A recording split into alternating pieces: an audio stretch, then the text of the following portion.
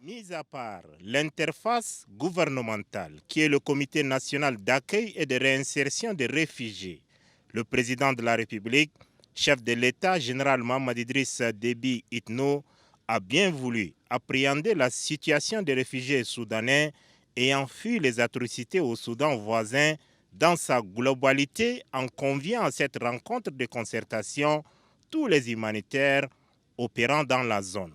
11 organisations humanitaires internationales et nationales étaient face au chef de l'État.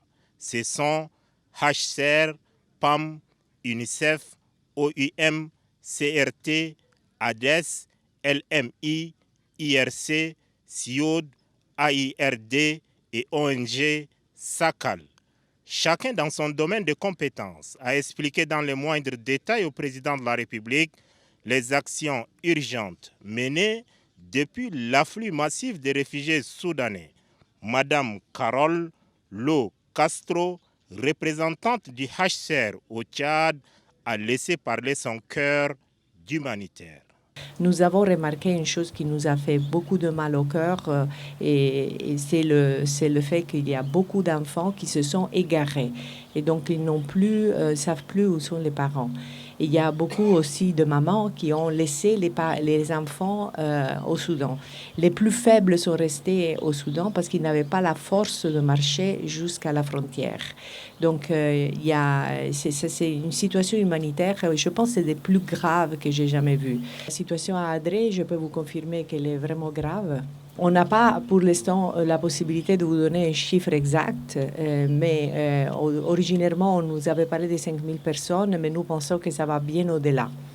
On pourrait parler de 15 à 20 000 personnes qui auraient traversé la frontière. Pour l'instant, ça ce serait effectivement l'immédiat. Essayer d'amener une assistance humanitaire immédiate à ces populations qui sont vraiment en détresse.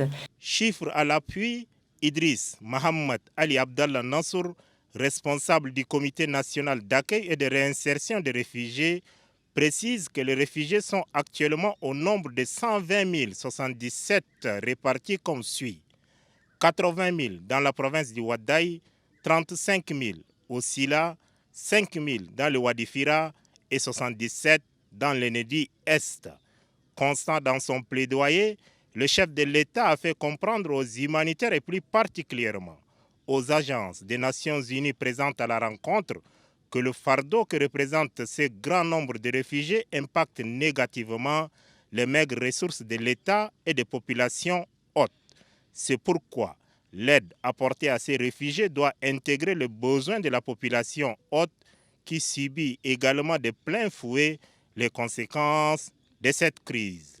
Juste après les humanitaires, le chef suprême des armées, le général Mohamed Idriss Déby Itno, a rencontré les chefs militaires en opération dans la zone de défense et de sécurité numéro 2. Il les a félicités pour le maintien de la paix et de la sécurité dans la zone Est et surtout la sécurisation totale de 1300 km de frontières communes entre le Tchad et le Soudan. Aussi a-t-il invité les chefs militaires à ne pas baisser la garde.